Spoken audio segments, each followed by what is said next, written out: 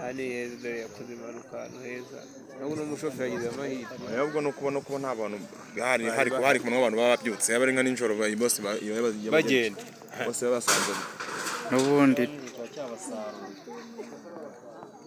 wigeze gukorera impanuka handi ku Kinamba ujya Nyabugogo isakuma abamotari kubonaho igikamyo cyagonze abamotari ubona imitwe ya kasike gusa